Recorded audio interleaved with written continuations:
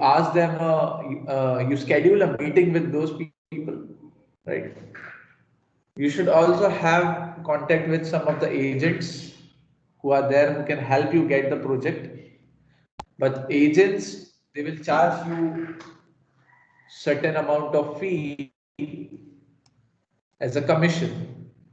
Or you have some references, like I used to give some references to my students also, and also the people who are looking for some work.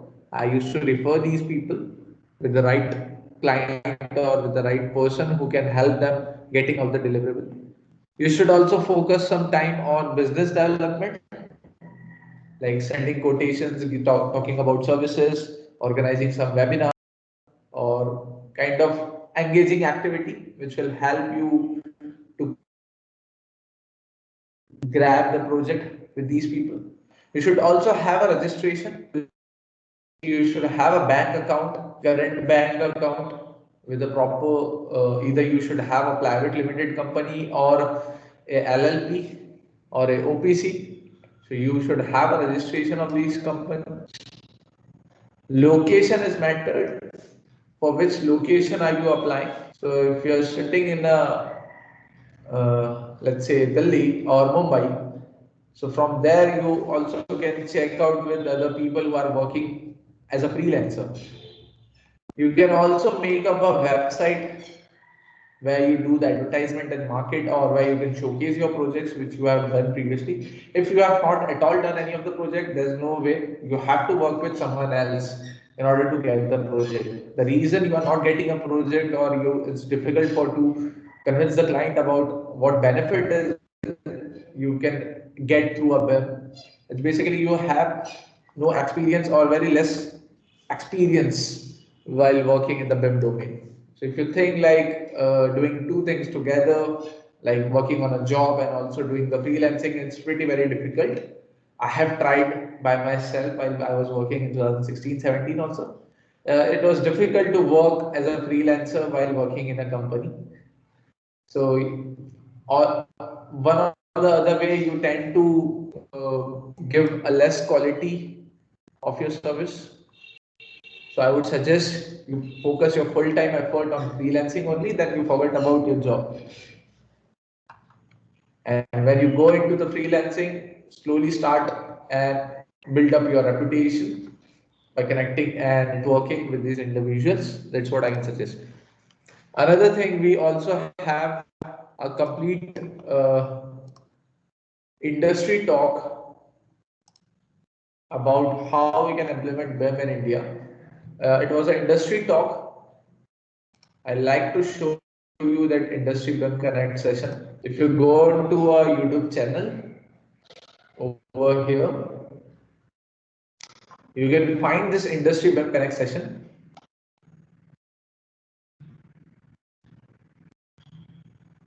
These were the panel members. It was a roundtable discussion with these experts.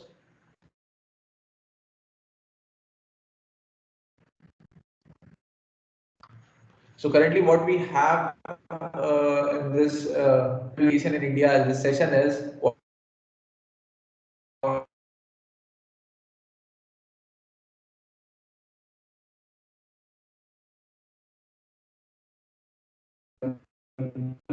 those were the questions which were answered. You can through it. This was the entire one-to-one discussion with these experts.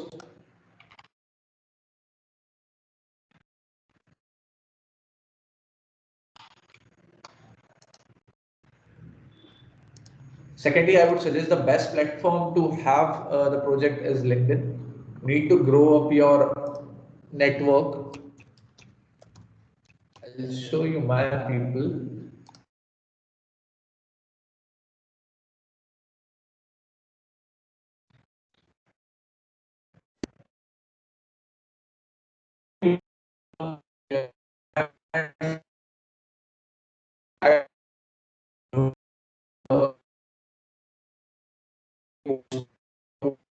Service platform or through engaging sessions, you won't get project first of all.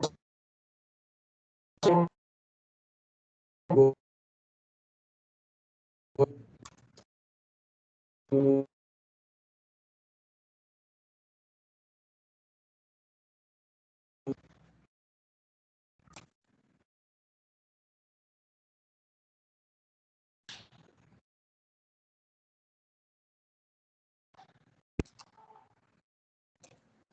a freelancer.com.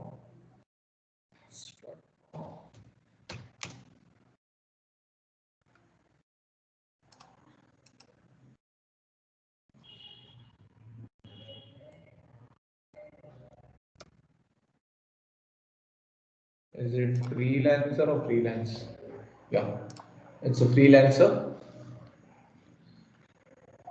Here you can either post your services, people will hire you for the best jobs. You can build also, you can even check with Fiverr. It's also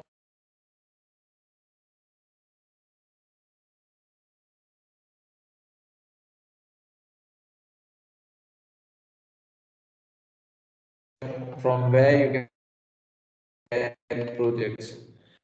Secondly, currently I'm active in almost 50 plus, almost 50 plus groups are there in conversation events also, and almost 50 are there separately with respect to different disciplines. Example, we have a group for India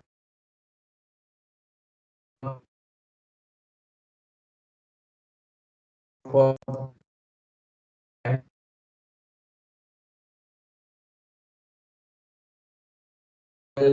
so we have what you find out.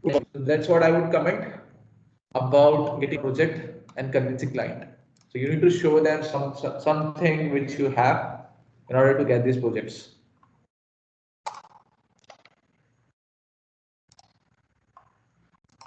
I hope all of you have opened up your software as of now. We shall move on to the software part by working on a typical workflow of a project.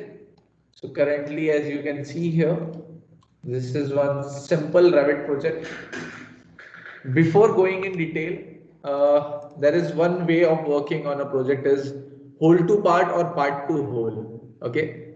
So the best way to understand about a project is whole to part rather than a part to whole. In the part to whole, you will have a lot of errors and mistakes, but in a whole to part, you will minimize them. So I'll try to just break down this entire project first for you all to understand how it has been modeled or what things are being modeled. Then we will create a project again from the scratch.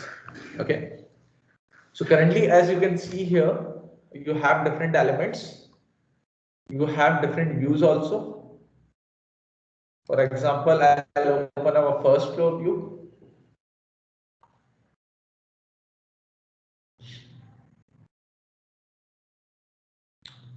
I'll also open a first floor view of an architectural plan. Good. Now, if you want to open all these tools at once, you can type WT, that is window transfer. You can find these shortcuts in KS. So once you type KS, you have all the shortcuts listed over here. Wait a minute. What I'll do, I'll just install a keyboard shortcut tool so that you can see actually what function I am typing. Okay.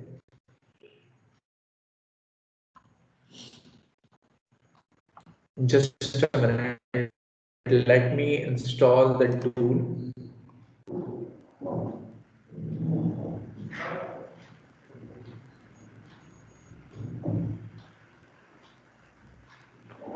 Okay. By the time it gets installed,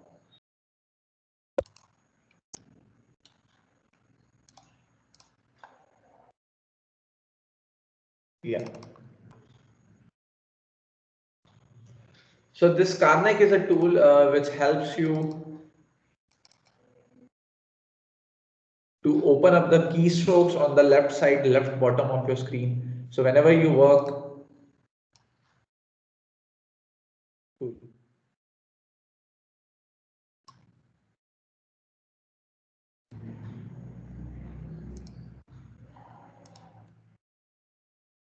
uh,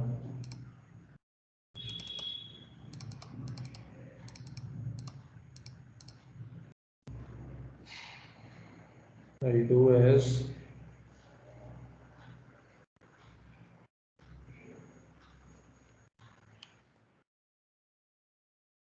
just a minute.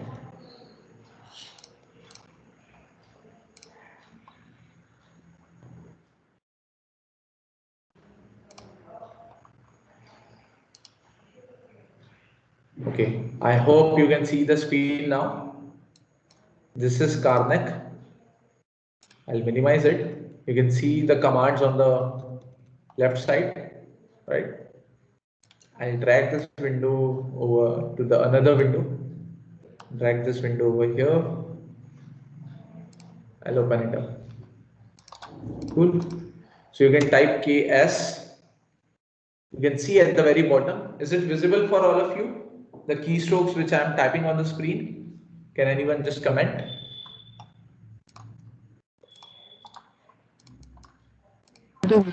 Yes, sir.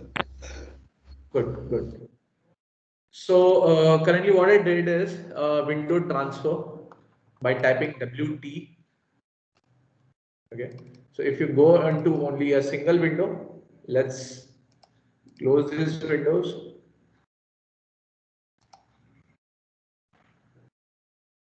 You can even drag this window out like this. So with this 2021 feature, you can drag the windows out and work on it separately altogether, right? So currently we were in this window. We open up a, let's say, a foundation plan. And when we type WT on the left side, you can work on two screens at the parallel. Now, if I want to work on 3D view as well as in a 2D view, I can do that as well.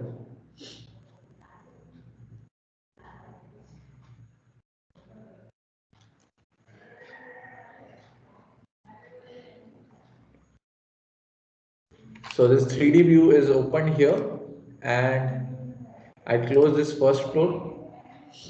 Let's type WT again. This is a 2D view. If I'm selecting any object here, the object needs to be selected on this screen as well. Can you see it is selected over here as well?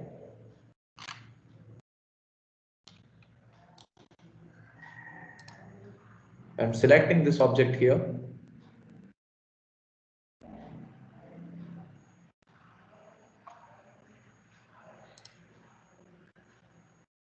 It gets selected here as well.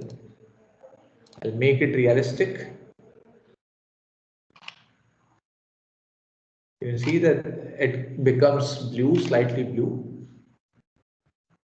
So if I delete it, it gets deleted from this view also. If I delete this again, it gets deleted from this view as well. So you can work in different views. You can undo this.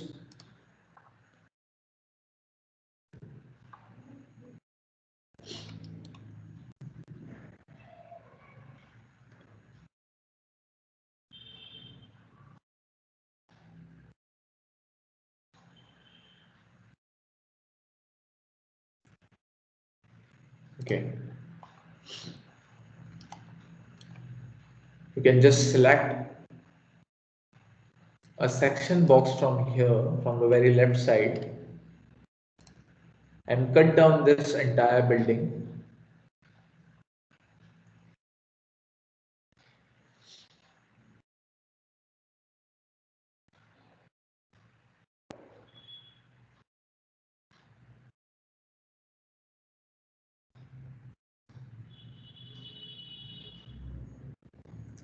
You have this section box. From here at the top, you can drag it down.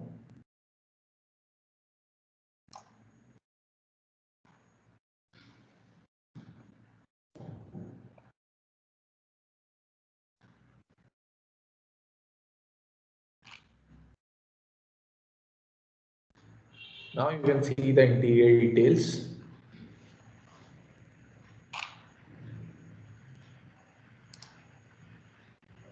You see all the fixtures. It's a lightning fixture. Below, above it, there are pipes as well.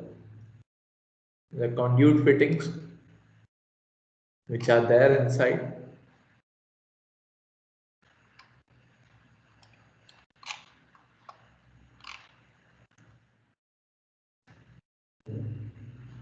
I'll drag it a little bit more.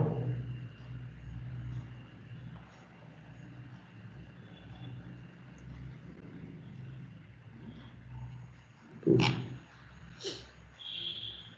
So now I can see the interior details.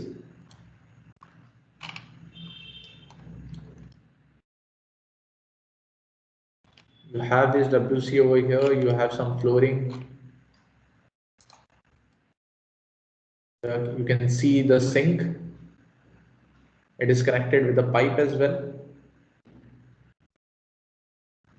laying inside a ground.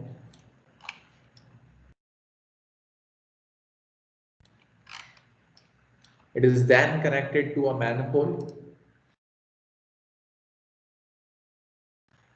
gully trap, and this is a manhole, and it is ultimately going on through this sewer catch basin as well.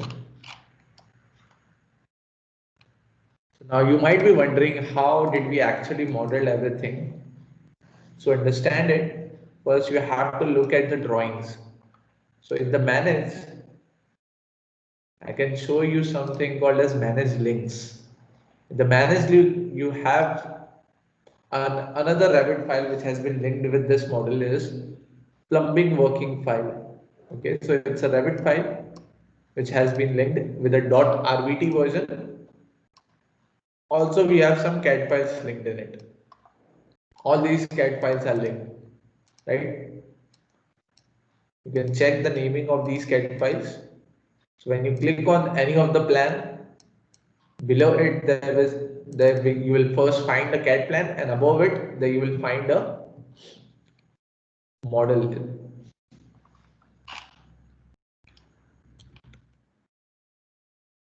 So currently the CAD plan is behind it. What I'll do is I will hide all the elements for the building.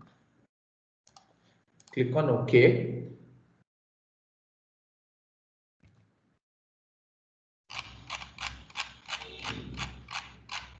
Elements have been hidden. Now I'll click on VB. Go and hide the grids as well. Cool. Can you see the drawing behind it? So this is the drawing. What I'll do is change the background color of this building by going into an option. I'll choose the graphic from white. I'll choose it black. You can change it to any color you want to. So now you have somewhat an interface like an AutoCAD file. Right? So currently the drawing which you are looking at has a lot of layers. These are the layers. The railings, the reference height, text grid, and all. So what I'll do, I'll switch on all these layers so that I can see all the details of this drawing available. Now if you have all the drawings available, details of the drawing available, this is a first floor plan. You have the room sizes, you have this cupboard marking, you have the dimensioning as well done, right? Over this set of drawing, we used to model the elements. Now to model the elements, there is one typical workflow that we follow. So that comes and starts with inserting the CAD drawings, then going after modeling the structural elements, then modeling the architectural elements, and modeling the services, as you saw in the implementation workflow diagram itself. Okay, these were the few backgrounds of it. So what I'll do, I'll just go and create a new file from here at the bottom. So either you can open a project, either you can open a family, conceptual mass, and a lot of other things. So currently what I'll do, I'll just open a new template. I can choose any of the template, but if you want to work with different all the disciplines, you choose the construction template only. We let it click on project instead of clicking on project template, because we don't want to create a project template. We want to create a project. We'll click on OK. As I mentioned in the previous session yesterday, there are two workflows, CAD to BIM and BIM to CAD. So currently what we'll look at is a BIM to CAD workflow, where I will tell you how to do the levels, how to make the levels, and accordingly how to, make a simple structure. Let's say G+2 structure.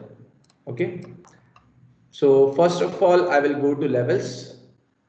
From the left hand side, you can see that there are levels already constructed.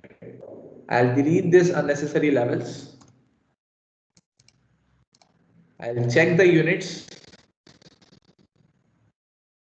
All the units should be in mm, right? I want all the units to be in square meters, and volume to be in cubic meters. Now you have these levels here, level 1, level 0, and so on. So there is an option here for creating a level. I'll just click on it. Click here and then click here. That's how I will create a level. I'll create first a ground level.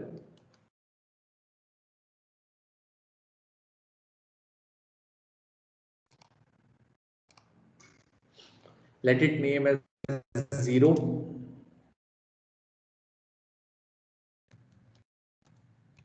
Ground level. Okay. Now you name it as -2. Foundation level.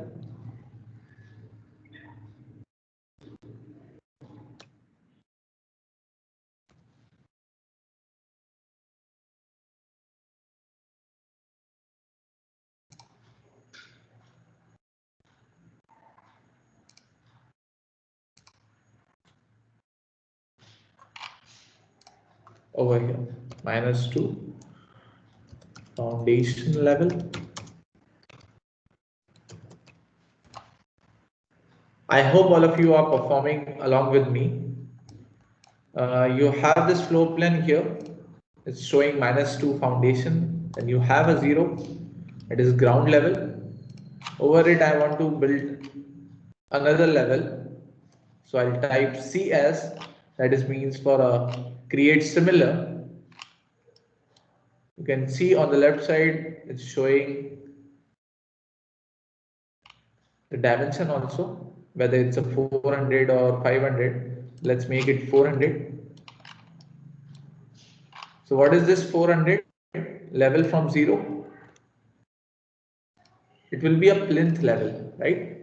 So 0.4, we'll type it as plinth level.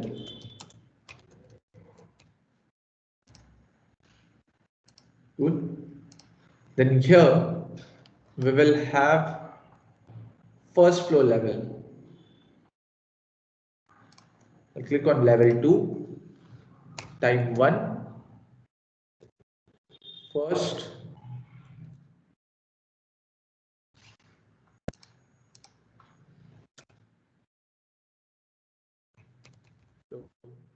or let it be first level. Then over here, I'll type it as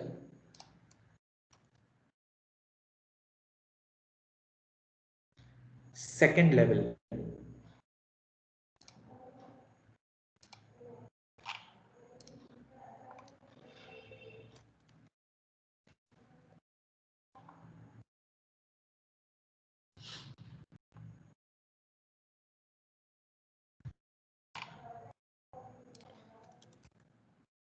Second level.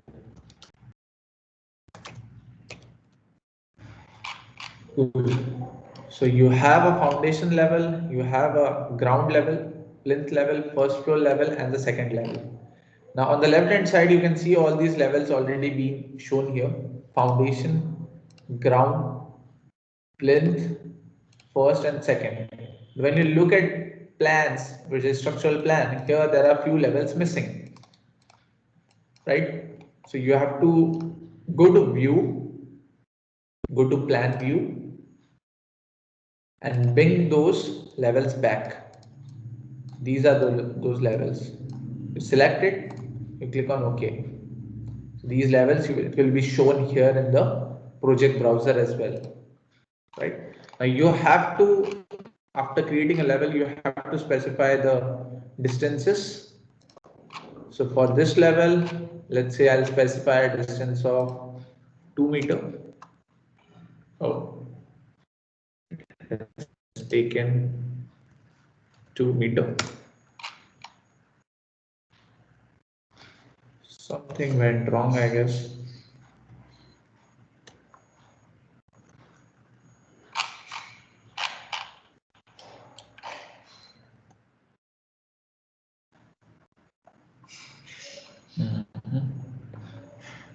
Yeah.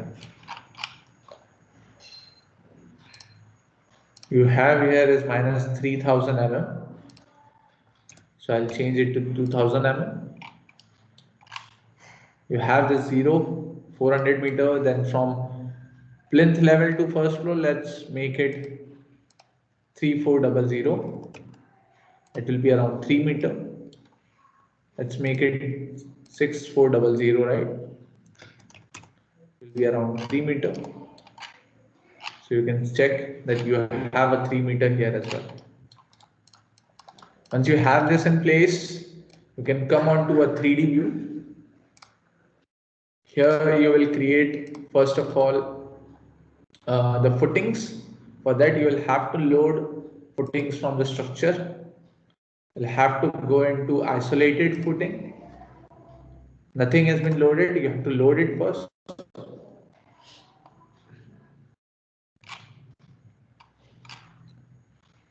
Go to structural foundation, rectangular footing. You can use types of footings also, but currently I'm showing you a rectangular footing only.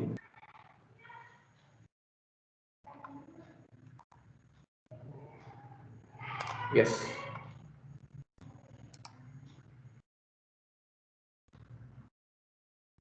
So this is libraries, material, structural foundation, and I'll load the structural footing from here.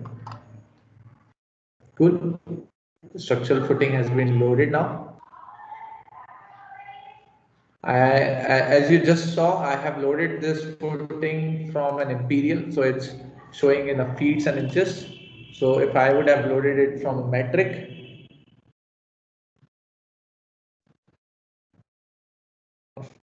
from English, so it would have the meters.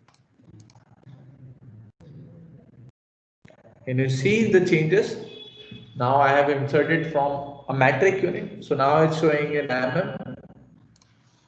Currently, I will not place a footing. The first workflow is to place a column.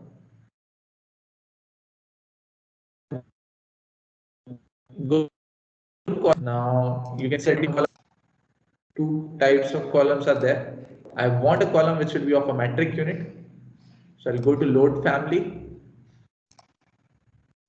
Go back to English. Choose a structural column. Concrete one.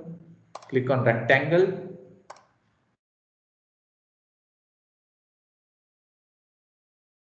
Right. But before placing, you have to specify on which level are you placing this column. Okay. So you are placing from foundation level till the plinth level. It will automatically capture. I am placing a vertical column here. It will be at the foundation level. It will be made up in height. And it is connected till the plinth level. So I want the column from foundation till the plinth. So I have placed the column over here. I can select it. First of all, I'll change the background to white so that all of you can see it properly.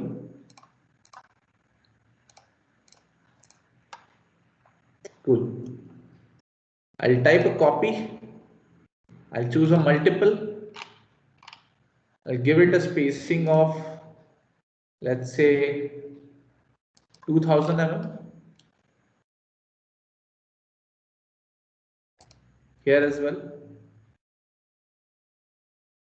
And here as well. I'll go on copying this file, selecting each and every column with the spacing. This is one way of copying the columns. Another way is you can also do an array. If you click on array, just click over here, paste it, define how many array you want to do. Let's say I want to do 4 arrays. Just type it 4. So you can see over here, this column has automatically been grouped and it has come under array. Now once you place all these columns, you can visualize this into 3D. You can check the realistic on. Now we want to place footing beneath these columns. Okay.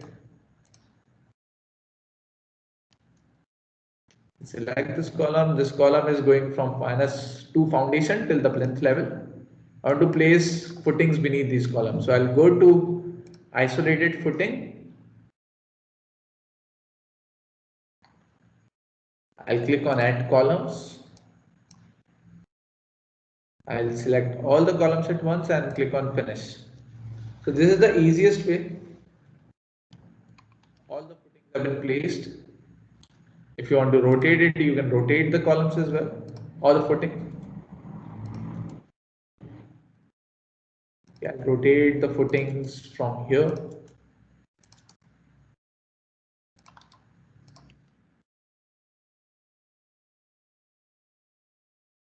This is the basic workflow placing. All these columns in place. Now you will have to create a beam. So for that, beams will be there in the plinth level. So I'll have to go into the plinth level here, make it realistic. I'll select a beam here, which is a structural framing. We'll go to a load family, rectangular framing. Select the structural framing here. Beam is being called as a structural framing. We'll select a rectangular beam. We'll click on open. Once you have this beam in place, let it be as it is. I'm not changing the name. Just place it over here.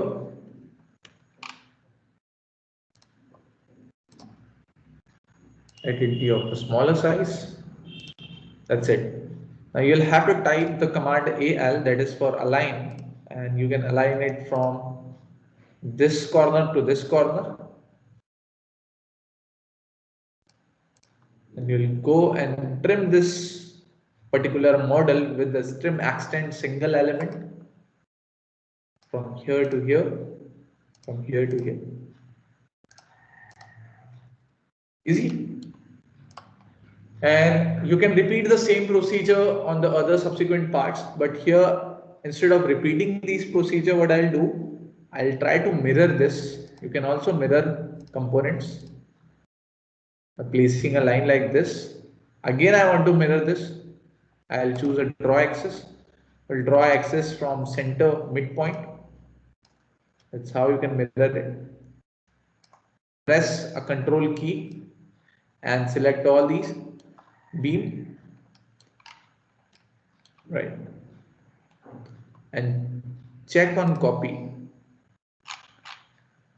I'll select the midpoint of it. Multiple is on. If you want to click on the constraint, you can click on the constraint also. With the constraint being on, it can only go into 2 directions, either here or either here. So it can only go into 90-degree directions.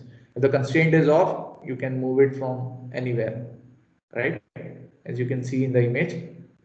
So I'll make the constraint on. Here at the center and here at the center.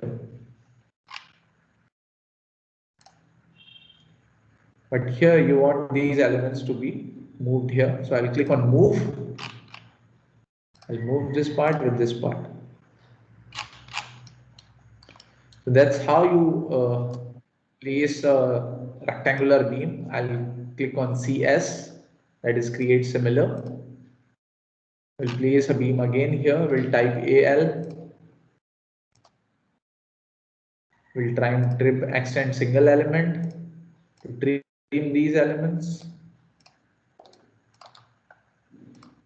Right?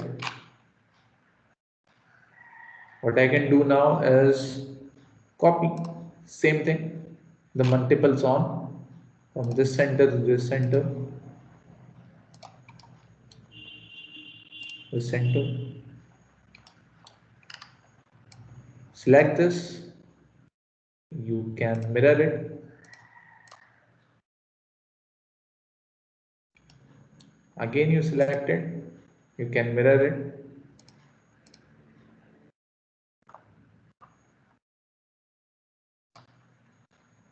That's how you make a structural beam also. You can see the structural beam has been modeled. The next step for you is to make a slab, right? For that, there are two ways of creating a slab.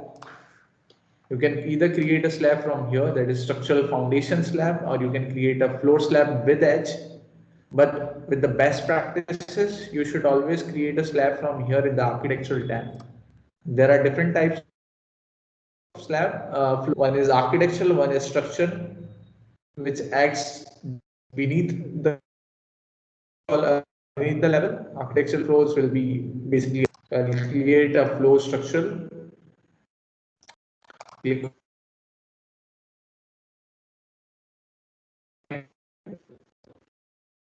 and make a then click on finish. So one slab all made, you can even miss.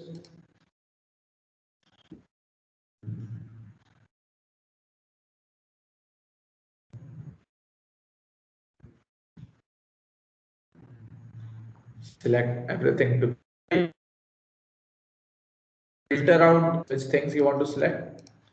That's why I'm keeping that on. Copy.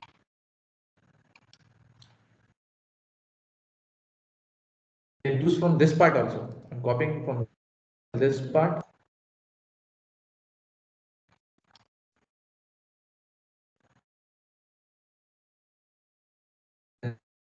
Part.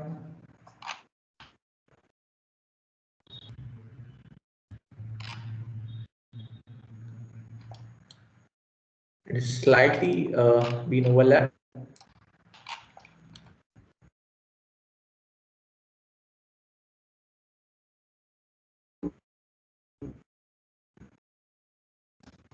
So now you have place.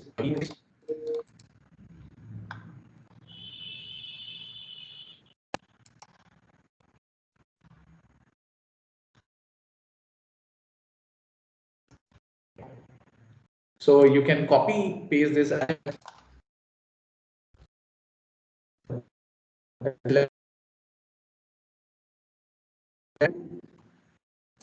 first floor level.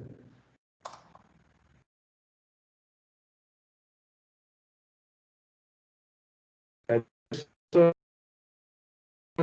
okay, it's going in the upward direction because we have chose to make it into an high instead of copying it into an upper level. So you have to type a plinth level. Align to select level and you have to type a plinth level. It will exactly place it over here. You can select any one column and click on edit group. Edit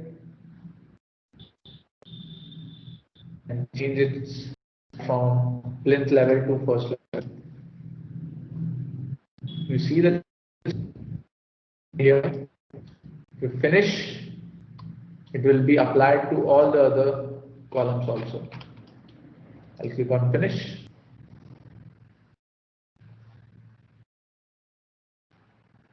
It has now been applied over here.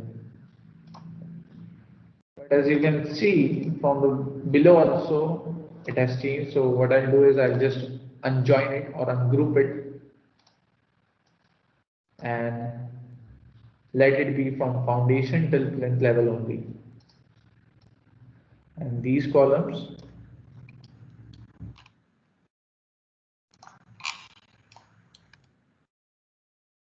from foundation till plinth level,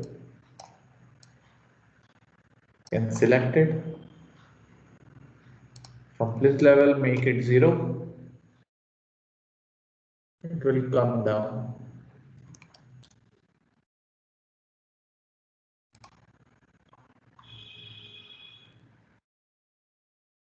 Okay.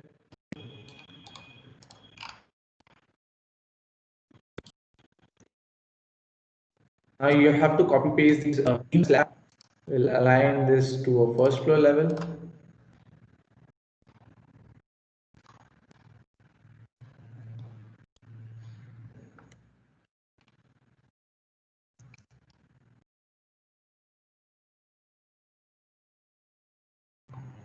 So instead of making it in a group, what I'll do is I'll just unjoin it, ungroup it.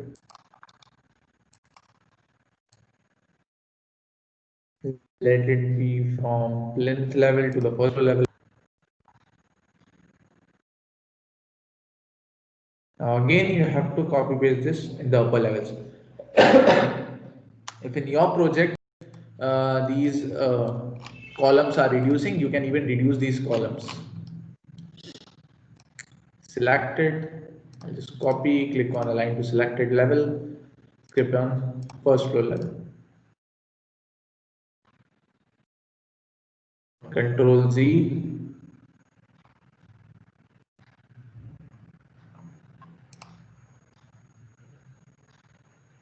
Select it again, copy.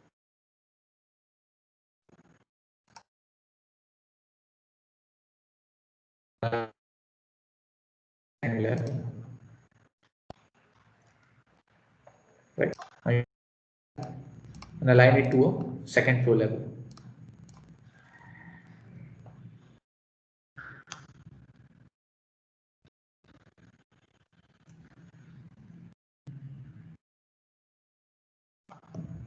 Cool.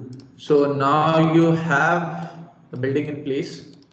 A structural part of it has been done properly. Now, if you want to include a staircase, you can include a staircase also and other elements, but I'll skip it as of now. I'll just include a wall. I'll show you the workflow of creating a wall.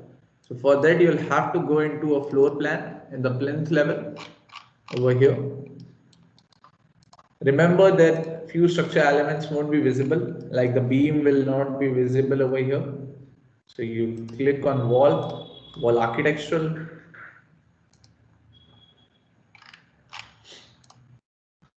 You click on edit type and you duplicate this wall. Let's say W E 150. Okay, so you have a wall of 150 mm. You also insert another layer which is of a plaster, and let's make it at 10 mm. Again, you insert a layer and bring it down. From the interior side, let's make it 10 mm. And you assign a material to these layers as well. Okay. So you have a plaster. What could be the material for a plaster? A material for a plaster could be a gypsum. So you select a gypsum wallboard. You can even do this thing like just selecting the name and pressing Control A and Control V. So this way is also you can directly assign the material. In the middle, obviously there will be a brickwork. Let's select a brick common, which will have an appearance like this. This will be the appearance of the brickwork.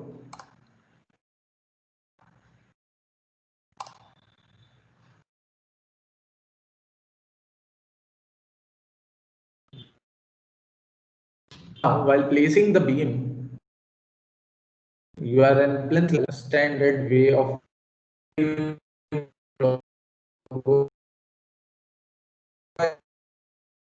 you go anti-clockwise. So I'll choose a clockwise way of wall. You can see some called as chain over here. I'll switch off this chain. I'll again I'll go and make a wall from here. Remember, this wall should not collide with the column, right?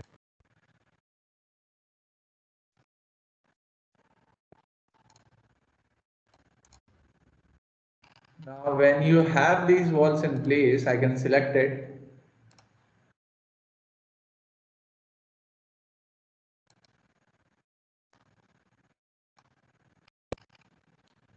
And I can mirror this, right? Center part. Cool. Select this and I can mirror this as well from the center part. So whenever you work on a project, don't just follow on just modeling thing. You also look for some efficient way of working with the files. Inside it, if you want to place a wall, you can place it, but I'll just skip it for now and just 3D. How does it?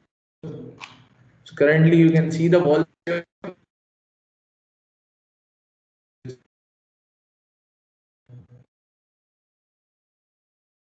in the beam. So you will have to then and check it. You'll come back and select all the beams, all the walls at once. Select instance an entire project. All the walls have been selected now. You will have to type a top offset. It's going from plinth level till first floor. What is the height of the beam or the depth of the beam? That is 600 mm. So you type an offset of minus 600. In this way, the walls will come down and you can see the beam as well now. Good. So now you can similarly copy the entire wall, copy it to a clipboard and paste it to a selected first floor level. Right? Want to place doors and window, you can place a door and window as well, wherever you want to place it.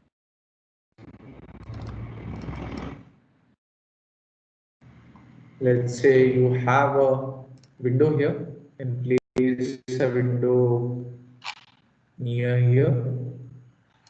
You can change the type of this window also, because this window it's altogether a family. When I click over it, another window will open up. Here you make it into a realistic. You can see the properties of it. It is being made usually by an extrusion. Once I select it, you can check that extrusion is over here. There are some parameters which has been defined to make this window. So here you can see the parameters as well. Default sill height has been set to 3. Width, window insert, so it's in feet and inches. Once you insert a window from the metric unit, so it will come in mm also.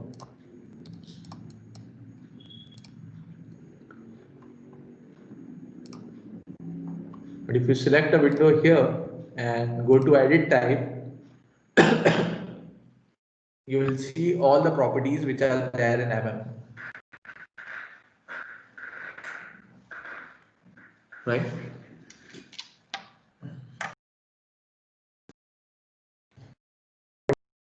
Because we have created a we have changed the units from feet to meters.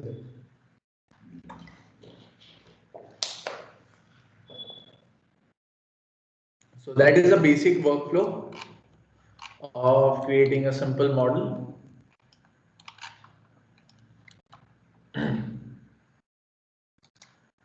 There are more things that we can do, apparently.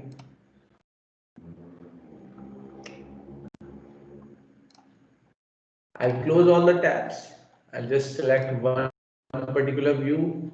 Let's close this family also. Not required to save. Yeah. So this was the building that we were looking at previously. Here you have something called as plumbing elements as well, right? So to have those plumbing elements activated, you will have to use another template. So you go into project, new project, you will choose a mechanical template or a system template. Currently, we have this metric structural architectural construction, right? Or you can even browse if you have any other template, systems default or mechanical default or electrical and so on. So I'll choose a systems template here.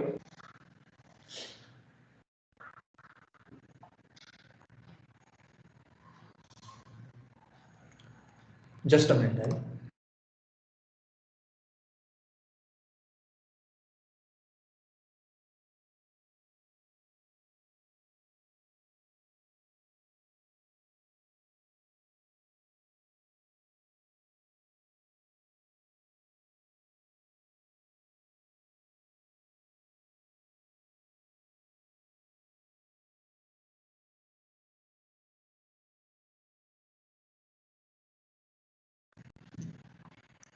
Okay, so we have this systems template open now. You can see something here as lightning. You have the ceiling plan, then you have a power, you have a mechanical, you have HVAC. So you have different views here, right? So why we have these different views is because when we go to, let's say, HVAC, currently you are in HVAC plan view. Check here, there is something called as view range, right? So view range is 0, forfeit, and 0, 0, right? So for view range for plumbing, let's say,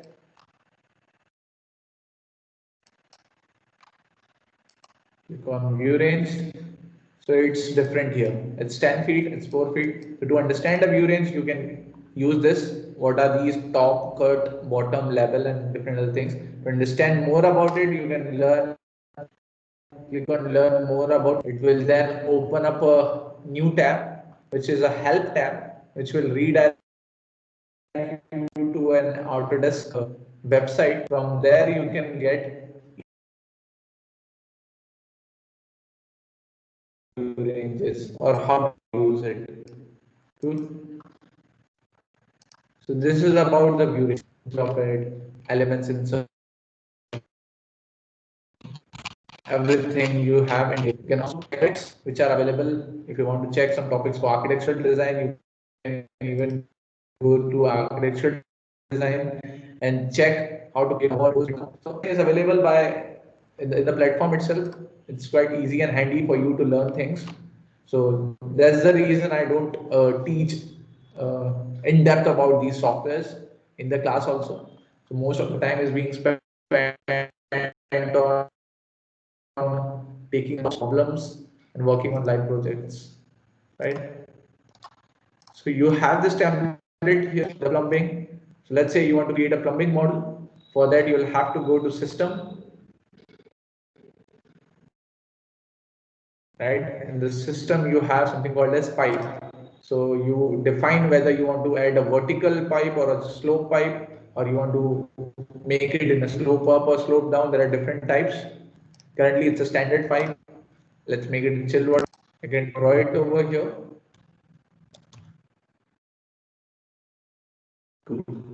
Some things are hidden, so I'll switch those things as on. Also, as I just mentioned, it was about the view range. The view ranges would be different. This pipe would be visible over here, right? I'll make it fine. Once you make it fine, you can see it in a proper circle. So this pipe is being made.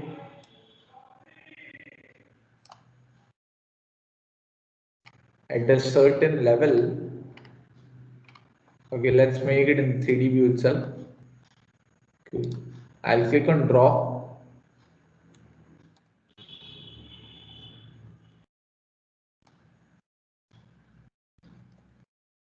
Type CS. If I just tilt it, you can see here that there are other elements which have been added.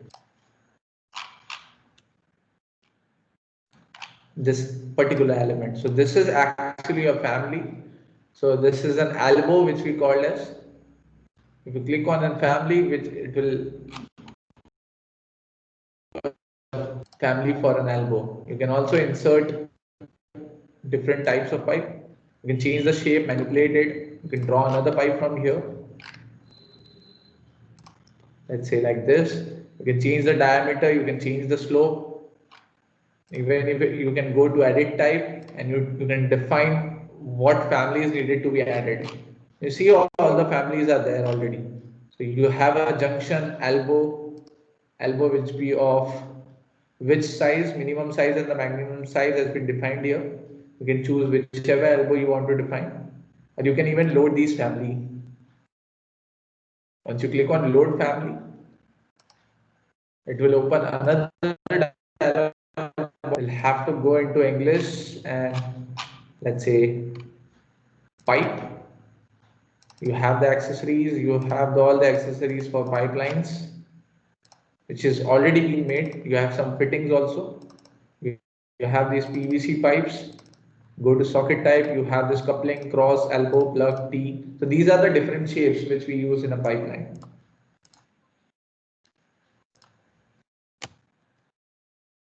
And currently what we just draw is a rectangular pipe, right? So if you want to see this pipe, on a horizontal plane, we have drawn this pipe. So if you currently want to see this pipe in a section view, or you want to draw it in a vertical manner, you can go to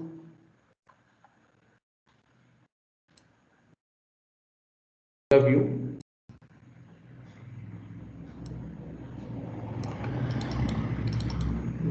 Okay, I need to select the pipe, let's filter it down. It's not visible over here.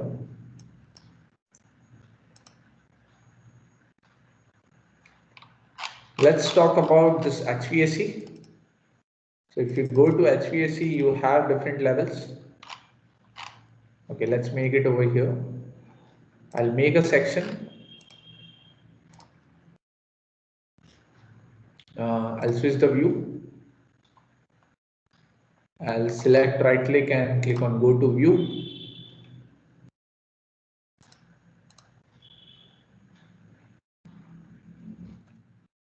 On VB, I hope all the things are on.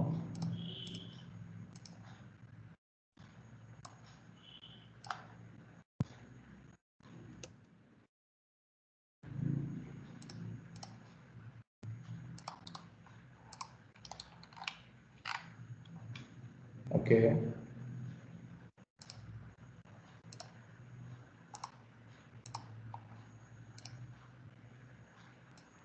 Let's keep it here.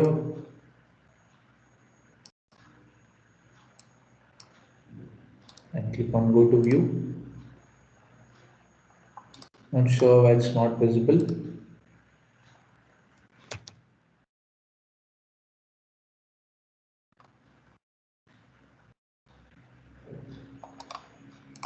Anyways, you go to a HVAC plan.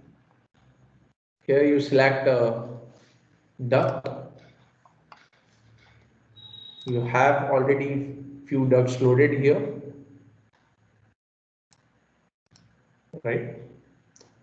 So you click on drawing these ducts. You can rotate it as well.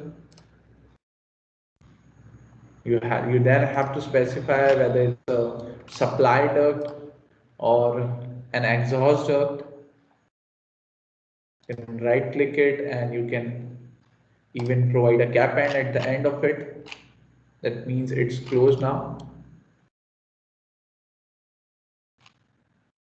Let's check it here with this duct.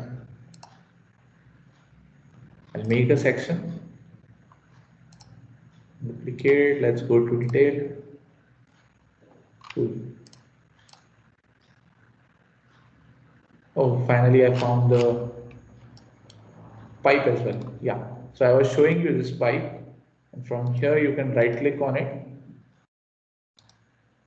and click on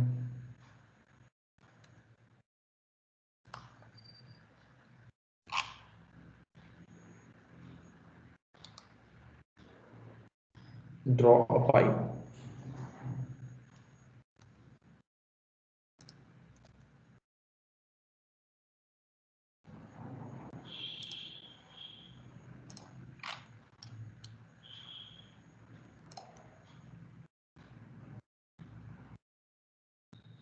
Right. You have this pipe in place here, as you can see. If you select this entirely, I can make a section out of it by going into a selection box. Now you can see this pipe over here. It's a vertical pipe. You have tilted it according to the way you want to tilt it.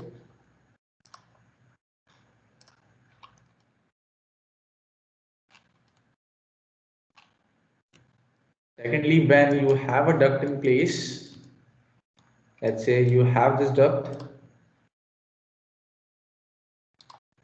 I'll click on CS, click on it and type CS.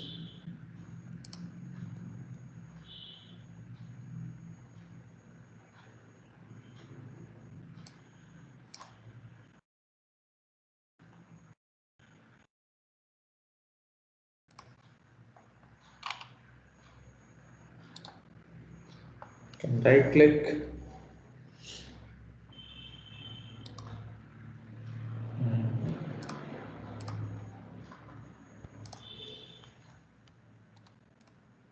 Yeah.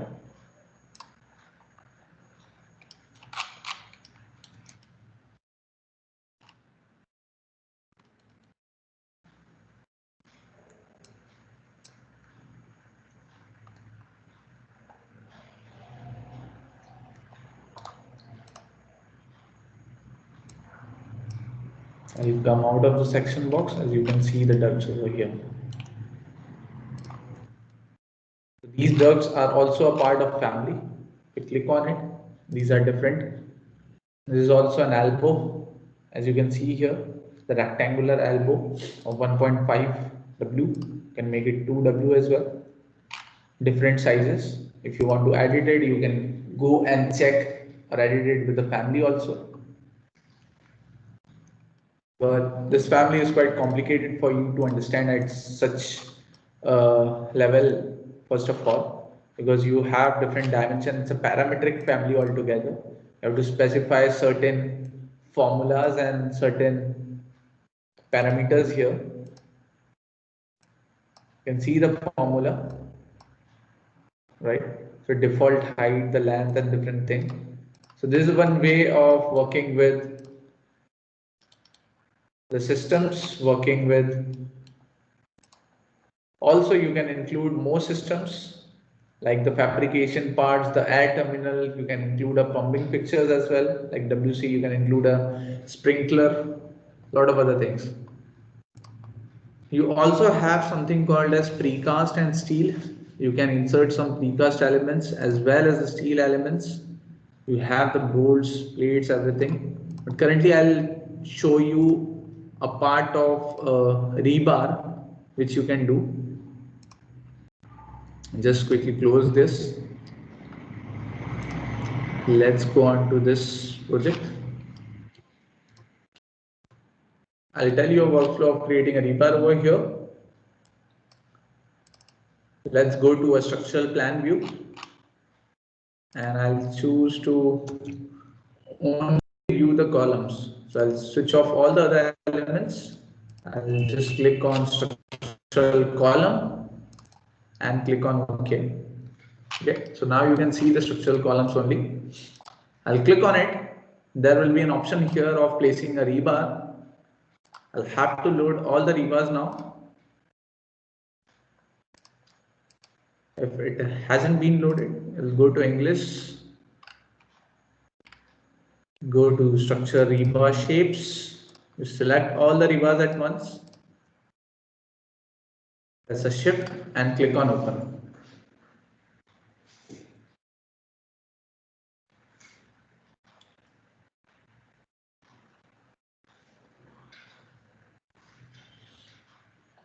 So this will open all the rebars.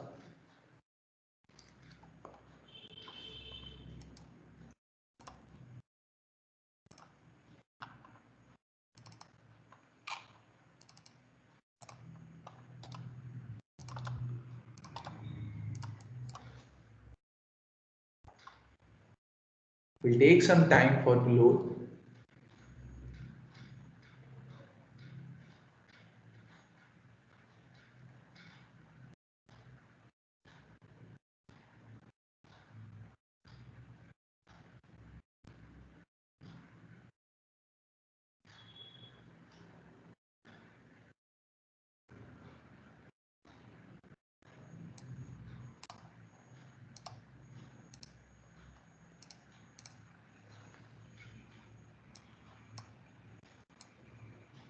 Okay, so this rebar shapes has been loaded here.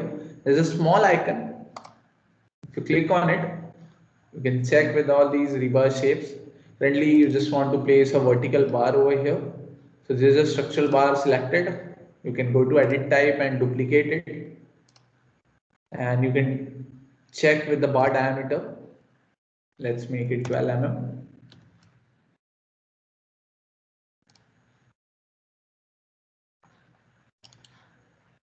Cool.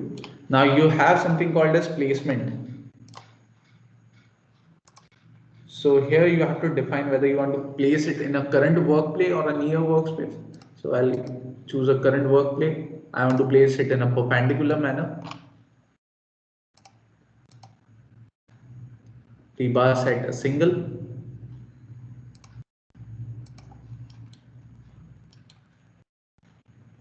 Cool. Can you see here?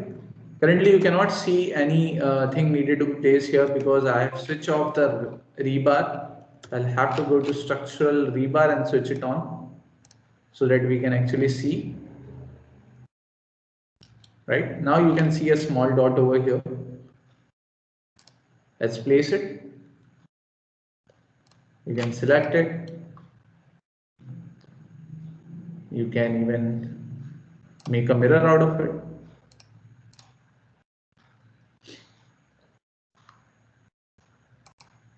You can select both the rebars together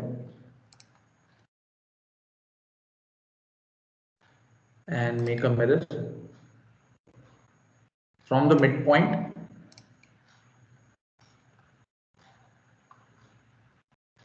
Now you can copy these rebar from the center point to the center point.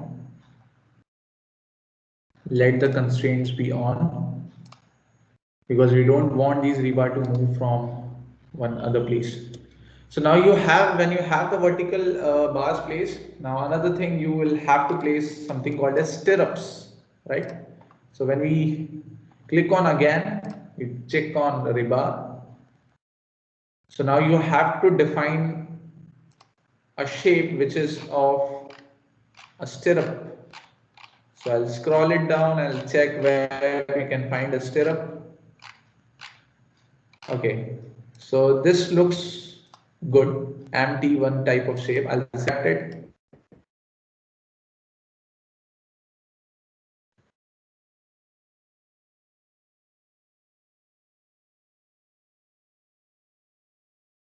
And then placement, mail title shape over here, and click save. You also notice something.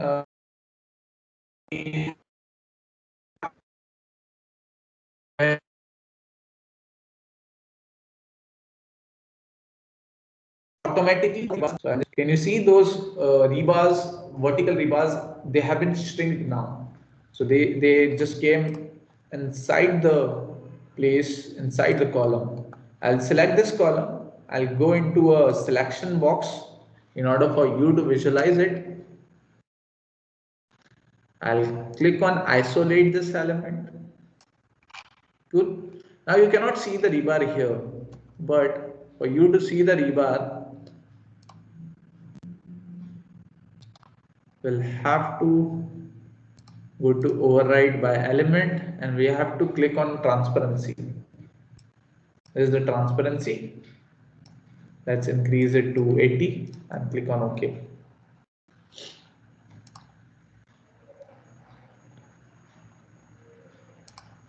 Okay. Maybe this rebar have been placed at some other height.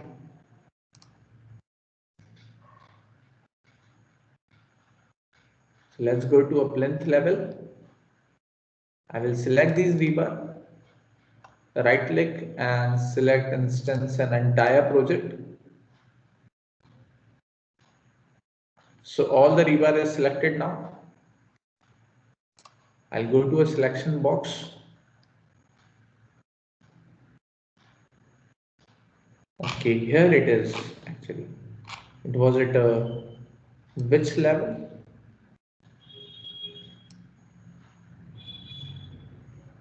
It was at plinth level, right?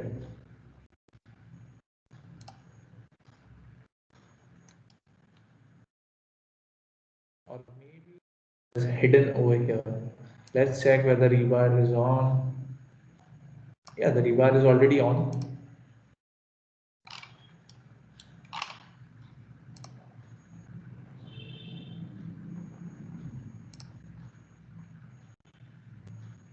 What exactly is this?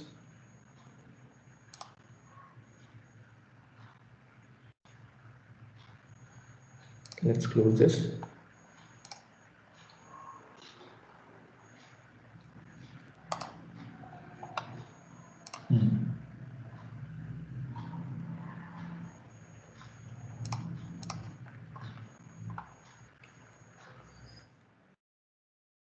Let's select this rebar again and I'll choose a fixed number.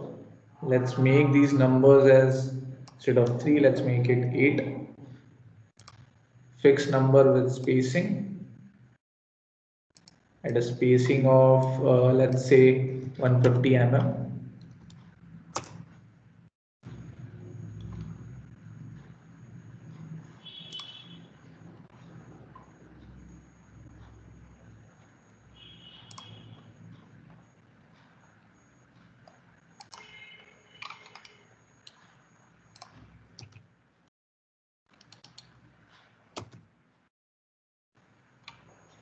I think it's not able to view those rebars. Something is missing.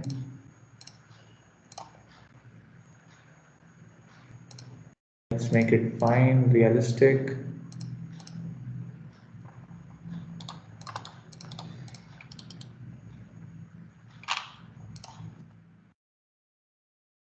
Anyway, let it be. Just select it.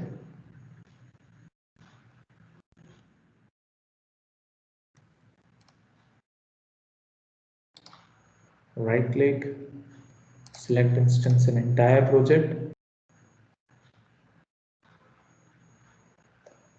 We'll choose a selection box.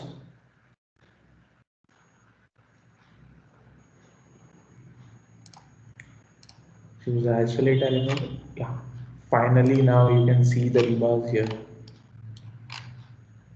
It was actually an error of it's actually a graphical error, as you can see. We'll make it, we'll select this rebar and over here we go to view visibility. In the view visibility, I'll check this as solid. In all the other view, let's make it solid. Cool. So now you can see the rebar properly with the shapes. You can even stretch this up.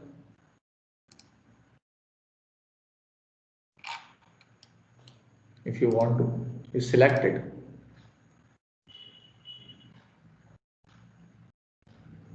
can specify more numbers on it. Let's make it 10. Alright. So that's how you create a rebar structure. I'll show you another project which is already being made with proper quantities and everything, the G+3. While the time it gets open, I'll show you something called as Revisto. So I've just saved this for the end of the session. So currently you are all inside a building over here. You see, you can go inside, you can visualize the project. I'm just typing W. What I'll do is switch off.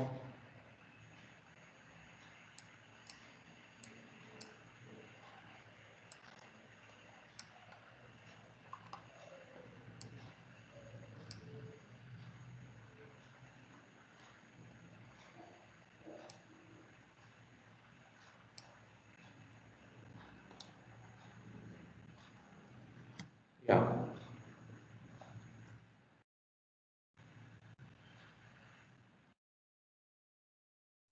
You can go inside this building.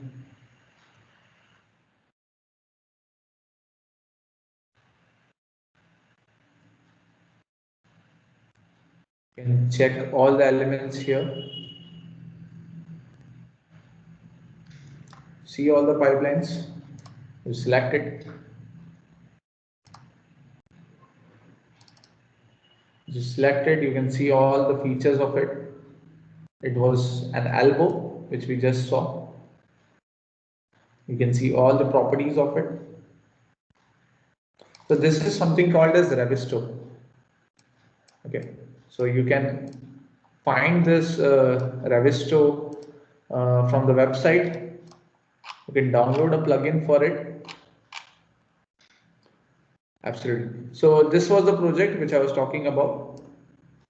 Here you have all the rebar details in place for the columns, for the beams, for the staircases and everything.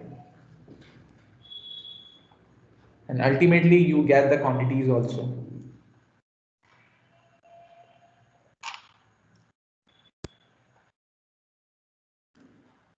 Currently what you are looking at is not actually made by me. This is made by one of my students who work, and currently he is being employed in Nagpur itself.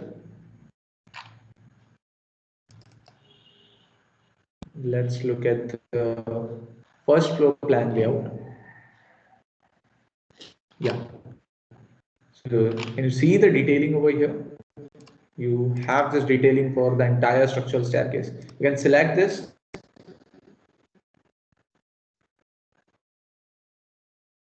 We'll show you that this is a rebar of 8 mm size. This is a rebar. You can use this different locations at different workplace. Then you model it.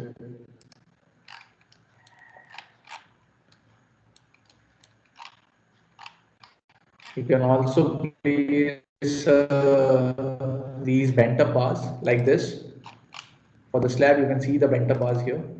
These are all the bent up bars. Alternate bent up bars, which will say what needs to be modeled or what needs to be laid exactly at the site that has been done. And also in the brochure, which image you are looking at those people now with the project on site, this was the same project. This was the very same project. You can see the reinforcement, you can see the coning zones, and see how the stirrups are being placed. So each and every detailing can be done.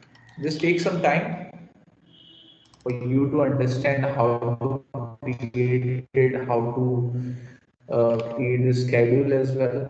Right? So still about understanding the workflow and doing the training and so on. Any one of you have any question you can ask now?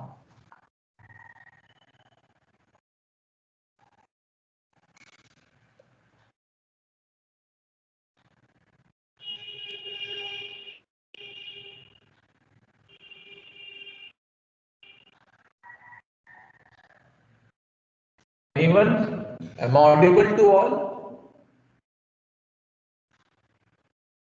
Hello. Yes, sir. Yeah, am I audible? Yes. So actually, I was doing this as now. The one thing I know, while placing rebars, if you have a floor on top of a column, Uh, the while rebar won't be placing placed on the rebar, column. While placing the rebar on the column, if there's a floor above the column, even if you hide the column, even if you hide the floor in the view, the rebar won't be placed on the column. absolutely. Are only placed at the column. What's your question is? I had to delete the floor. And is there any workaround for that? Sorry, can you please repeat the question again? I understood it that when you have a column, when you make a rebar on column, you can only place a rebar on column. And above it, if there is a slab. So what were you asking about slab? Yes, yes. So I had to delete the slab and then place the rebar on the column. So is there any workaround for that? Why you need to delete the slab? Not at all required to delete the slab. You can just hide the.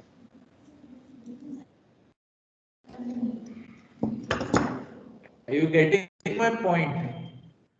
Yes, sir. You just need to hide the plan. And another thing is when you place a rebar on column or footing or on slab or any of the component, how things have been modeled properly, first of all, that has to be accurate.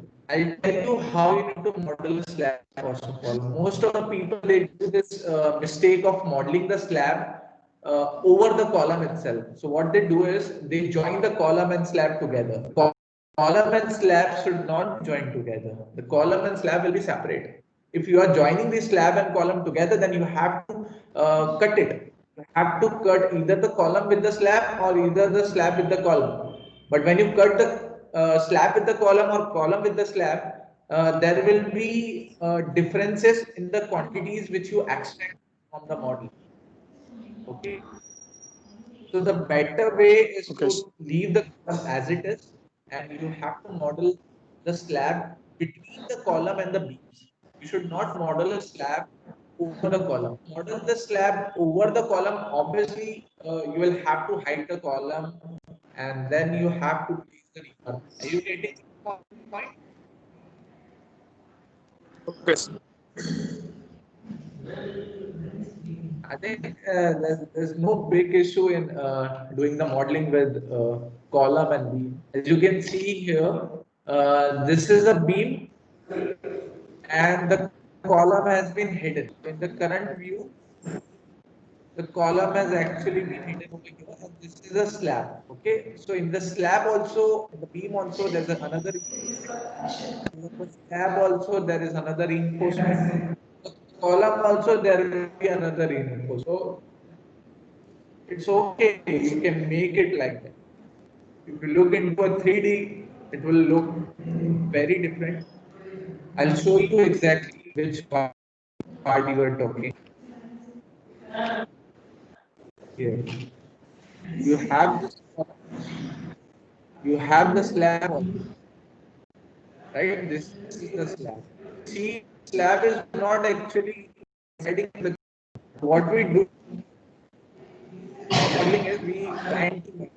That should not be the way, or that is not the workflow of modeling the slab. You have to keep it from the interior face of the column like this. So it will be a separate. It's a separate column, separate slab, and a separate slab for other floors also.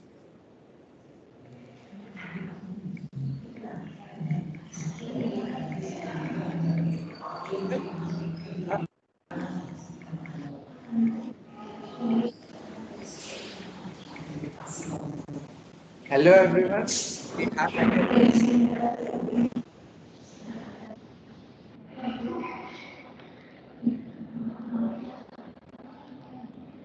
Hello. Any Yes. further questions from anyone?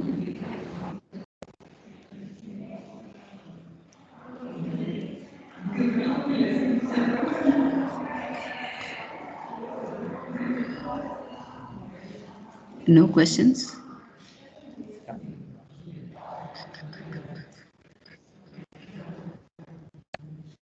Madam, I'm having one simple. Sorry, the lectures are concluding. Sorry. Could you repeat that?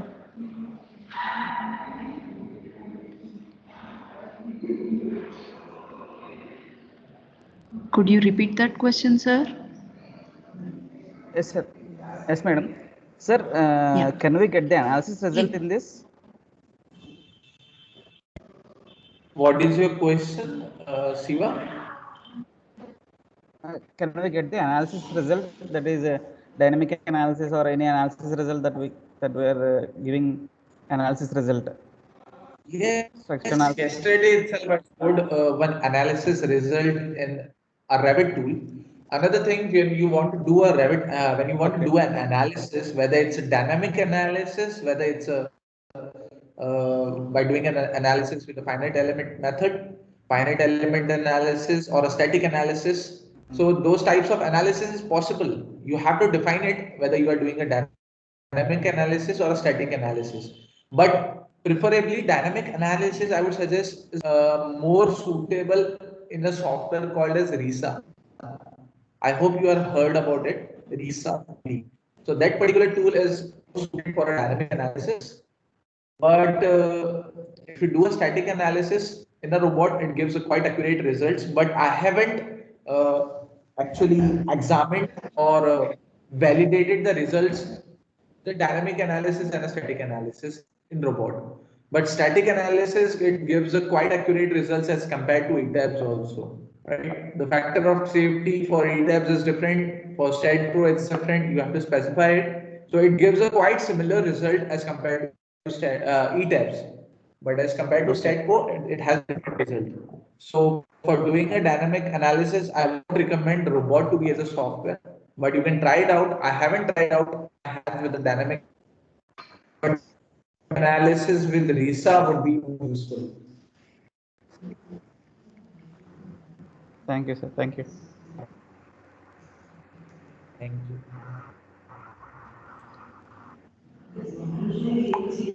Even if you have any other question, ask me in the WhatsApp group also, and you can reach out to me anytime if you need any resources or any help regarding BIM. So you can reach out to me. Our contact is already shared in the group and also in the voucher.